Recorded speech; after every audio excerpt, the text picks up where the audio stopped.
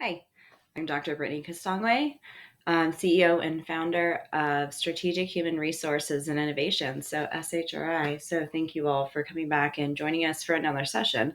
Today we're going to go over conflict management. This is huge in the workplace, so let's talk about some things that we can do. Whether you're an individual dealing with somebody, we all know what that looks like, or if you're an employer and have to respond, we're going to give you some tips and tricks to get through this. Okay, so let's dive right on in. So, just a reminder, if you've not already, like, follow, and share us on Facebook, Instagram, YouTube, LinkedIn. We are here as a professional agency to give you our expertise to make you a better, well rounded individual and organization to help you reach your full potential. So, for today's agenda, let's get started. If you've not heard about us before or you're joining us for the first time, we are SHRI. We believe that everyone, whether the individual or the organization, can reach your full potential. So we help organizations and job seekers alike with everything from executive coaching, resume writing, interview prep, to soft skill development, all the way through project management and contracts to help with HR personnel. Let's just call them difficulties, and it's a journey. Our mission and values include transparency, integrity, and grit. So, just a little bit about me. Let's just scrape the surface on who is Dr. C. I have a PhD in global leadership and change. My expertise is in multi-generational workforce, and I am an Air Force veteran with, 11 years of combined HR and compliance and project management experience. I love what I do, and I really do believe that people are the center of the organization, and that when you can get a pulse on the culture, it can tell you everything that you need to know about the talent that you are either retaining or losing. Before we talk about conflict management, I want to take a moment and really define what is conflict and how this impacts us as a nation and our workforce. So, conflict is an interpersonal, disagreement or issue that we might have with one or more individuals or another party that causes stress, anxiety, strife in our lives. It's basically a disturbance from our inner peace.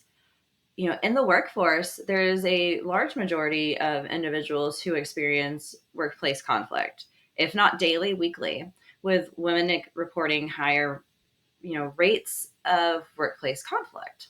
In addition, this really comes out to the average, organization spending 2.8 hours a week per employee managing conflict.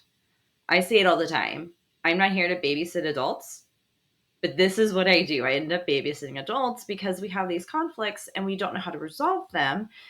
And then it gets to my level or your level where we're having to go, oh my gosh, do I really have to sit down and tell two adults how to get along? Yes, because adulting is hard. Communication is even harder. And, sometimes it's a simple disagreement, but other times it could be real issues on your value system. And so when you think about how much that 2.8 hours equates, let's add a dollar sign to it. In the United States, employers are spending 359 billion with a B managing conflicts. It's an entire industry in itself. It's a huge issue. Okay, so we talked about this briefly, right? What does workplace conflict cost you? It's so much. It saps your energy. It makes you feel tired and exhausted and cranky. And nobody wants to deal with that. I don't like being cranky. There's negative impacts on your mental health, your physical health, emotional health. Your time is wasted. You're stressed. Your peace of mind. Everything is built and focused on this conflict when you could be doing so many other things. Okay, so we just looked at how conflict costs the individual, which can also equate to the manager because as a leader, when I have to deal with workplace strife, it definitely does all of those things to me. And I'm not even the individual in the conflict. I'm on the outside trying to diffuse it, right? So if I'm in the organization, these are the things that it's going to cost you as an employer, right? Um, talent. Talent is extremely expensive, whether it's the talent of the individual in the conflict leaving or it's other talent around it, because they're seeing how you're responding to the conflict and they don't want to deal with it, they're going to leave. And so it's a ripple effect, right? That's very expensive. The time, we already talked about this. This is $359 billion industry. It is very time consuming and there's a lot of money tied up in it, especially if we start talking legal counsel, complaints, lawsuits. It can get insane. Besides the money that you're going to deal with and the time spent, you're also now decreasing profitability because all the individuals involved are not working on the executing the job and the mission, right? And it's not just the ones that are directly involved, it's the entire chain and the leadership having to deal with it. It's all the meetings. It's everybody else that's in the workforce. So if it's a shift, right, and you're building widgets, that entire shift is going to talk about it. Oh, did you hear what so and so did, right? So now we have rumors. Now it's impacting our culture, right? So culture is taking a downshift. Culture can take months, if not years, to correct once it is derailed. And again, we're going to touch back on that legal stress. Nobody wants to have to call their lawyer. Nobody wants to have to say, hey, I need you to come in. I have this complaint. Nobody wants to sit down with HR and do a formal complaint. Nobody wants to do an investigation. All this legal stress, it's going to add gray hairs to the leaders, and it's going to take years off the life of the organization if not properly handled. I hope I didn't scare you. It can be a little scary. It scares me sometimes when I get that phone call, that email or text that there's something going on and that there's workplace conflict. Sometimes I just take a deep breath. I go fill up my coffee and then I sit down and I listen because I know it's going to be a long day. There's things that we can do to avoid this so you don't get to the level where you have to call Dr. C and say, what do I do now? I have this huge issue. The next things that we're going to talk about are some best practices, things that you can do as an individual if you're dealing with, conflict and you're having a hard time with another coworker, and things that you can do as a leader and as an organization. There's a lot that we can do to avoid having to hire somebody like me. Culture is what I like to call prevention. It's the first step in mitigating risk. When you have a strong, healthy culture, you're going to see not issues. Issues always happen. We're people. We don't always get along and we don't always have the same value system.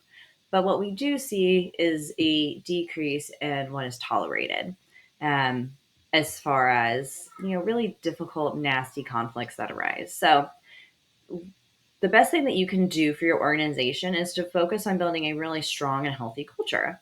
And so this comes from a perspective where you shift your lens and you focus less on the bottom line and you focus more on the people that you hire and how they align with your mission and vision.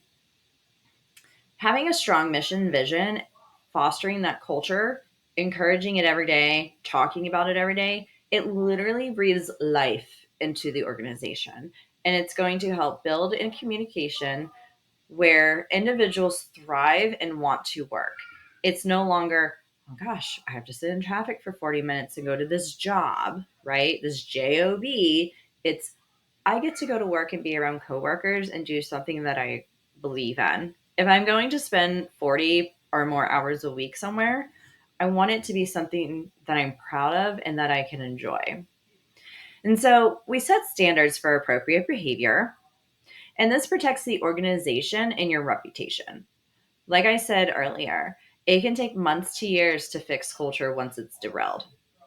So, swift resolution will benefit the entire team and help build confidence in your leadership as well as the company's culture. When you take that swift and direct action, it mitigates risk and it lets everyone know this is not tolerated. Again, I don't like babysitting adults. Sometimes we have to set rules and policies in place for a reason. And this is the very basic reason that we do it, to protect the culture. Okay. policy and training. The one thing that nobody likes doing that is absolutely essential to protecting yourself and the organization, right? If you don't have a detailed action plan in place to respond to conflicts, if you don't identify it early and talk about the repercussions in the employee handbook, if you don't train new hires and new managers and develop them and teach them, management resolution conflicts and let them know what the workplace policy is, and you don't do your follow-up annual training, and you don't have an option for anonymous reporting, you are leaving yourself open to lawsuits. That cost money, time. So many gray hairs nobody has time to deal with. So, this is another prevention measure. Do your policy and training up front. Do your annual audits.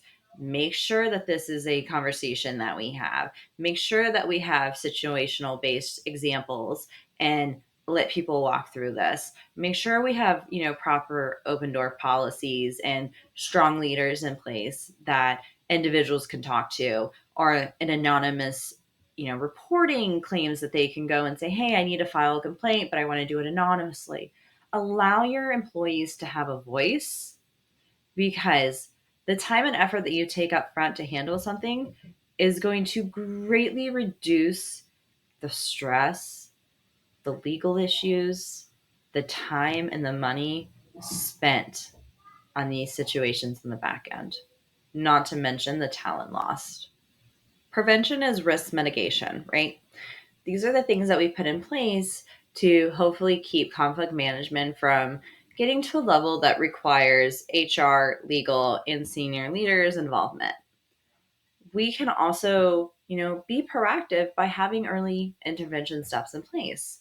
So, let's call this an emergency response, because that's really what it is. If we don't stop it in the tracks, it will get to a place that nobody wants to deal with. Again, you don't want to have to call me. Nobody wants to have to come in and say that they need HR to sit down and have a mediation with somebody, with, a couple different parties. Nobody wants to have to go and ask for advisement. That's why we're here, so we can do all these things. If your leaders and employees are all well trained, these early intervention techniques can help set, some really strong foundation for mitigating this risk, that it gets to a level that starts impacting operations. So if you are a mid-level manager or a shift leader, these are really great tips and techniques that you can take. So the first thing that you want to do is to make this a priority. No matter what is going on, this is the priority. If you're on a shift and you have someone that comes to you and says, I'm facing some discrimination based on my religion, they're calling me these foul, offensive terms, I'm having issues, they are coming to you for help. You stop everything that you are doing and you handle it. And so you do this by talking to the parties separately. If you feel that it's not something that you can resolve at your level, please, by all means, engage with HR and leadership. If it is something that you feel that you can handle and you have the rapport, please do what you can to talk to them. Sometimes it's just a miscommunication, and it can be really simple to, dissolve. But it takes talking to people, it takes active listening, and it takes slowing down and making this a priority over everything else. Acknowledge the seriousness of the concerns with the plaintiff and allow them to be heard. If anything else, even if they're not satisfied with the outcome, if they know that they are heard, that makes them feel valued, which means that they won't walk away disgruntled. They might not walk away happy, but they'll be more willing to work with you on a solution. You want to schedule a meeting to address the problem in person. This has to be done in person. Okay? It is. People require emotion, understanding, listening. You cannot handle this any other way. You need to do this in person. So you want to set ground rules, act as a mediator. Allow each party to have the ability to talk within those ground rules where they are being respectful and heard. Do not allow the emotions to escalate and take over the situation. Consider having a mediator present. If you don't feel that conflict is your management, is your, strong suit, that's okay. That's why people like me are here. Um, Not everybody likes conflict. Not everybody is assertive. And that's absolutely okay. You have other strengths. Acknowledge that and let someone be that strength by having a mediator present. Allow the two parties to brainstorm ideas and solutions, and then allow them to walk away with an agreed upon solution. And you're going to want to follow up with all of this in writing so that way it's documented. And make sure that your leadership team is CC'd on the email as well as HR. This way, everybody knows going forward, this is what we did, this is what we talked about, this is how we're going to fix it going forward. And something that's really important that's not on this slide is follow up. Talk to each party individually, see how it's going. If you don't take the time to slow down and make this a priority, it is going to spiral. It's annoying, it's frustrating, it's time consuming. I guarantee you, handling it in the early intervention steps is much less of an annoyance than if you have to deal with it later when it's a much bigger ordeal. The majority of conflict is miscommunication, and it can be handled as such. So let's get down to the nitty gritty. Let's communicate and let's figure out what's going on so we can move forward and be better versions of ourselves. Okay. So, like we just talked about, the majority of all workplace conflicts can be handled as miscommunication and just establishing, groundwork so that we can be better versions of ourselves. Those are not the workplace conflicts that you hear about in the news or when there's lawsuits or when, organizations fail and the culture is disrupted. That small percentage is what makes the news because they're the outliers, right? So, what do we do when mediation doesn't work and those early interventions are not successful and all the training and communication has just failed? It's time to take action. And so we do that by engaging with HR, legal, and leadership. Okay. The three people are organizations and individuals and divisions who are going to help you get through this nasty situation. And sometimes that requires disciplinary action. Again, everything has to be documented. If it's not documented, it didn't happen. And so you can do this through what's called a PIP, a performance improvement plan. That's something that HR will help you design, and then they'll create milestones for follow up. It's basically a correction action plan before an employee. We can do training, additional paperwork, whatever your policy for your organization says that you can do for disciplinary actions. And then this can ultimately lead to termination. And this is why it's very important that you want everything documented, because when the PIP fails, when the training doesn't work, and when the paperwork is just something that says there's a memo on their desk collecting dust, and you have to terminate an employee, the paperwork is what's going to save you from, long wrongful termination lawsuits, discrimination lawsuits, and everything under the sun. It's going to protect your reputation because you have it all documented. It's all well established. The reason that these things become popular in the news is because they're not well documented or they weren't properly handled. Work with the professionals listed above to make sure that everything is being handled in compliance with the law and with the policies of your organization. If you don't take that immediate action required, you might be the one, writing an affidavit, swearing in front of a judge, or dealing with your own additional headaches because you yourself did not handle things properly and in accordance with law and policy. The purpose of this training is to make sure that everything is in place so that you as the individual and you as the organization can go to a workplace where you're happy, safe, and respected. Sometimes this requires action. Wow. No matter how you spin it, conflict management is a hard topic. It's not easy. I try to throw in some jokes, show my little personality, make it a little sassy, but at the end of the day, it's a nitty gritty subject that nobody wants to talk about, but it's something that we have to do. So I'm glad that you stuck with us through today's training. If you have any questions, comments, please drop them down or send us an email or visit our website using the QR code below or attached on the screen, actually. And I would be happy to, talk with you and see if this is something you're going on with and how I can, help you. If you've not done so already, make sure you like, comment, share on all our social medias. And thanks for attending today's training on conflict management with SHRI. Have a great day.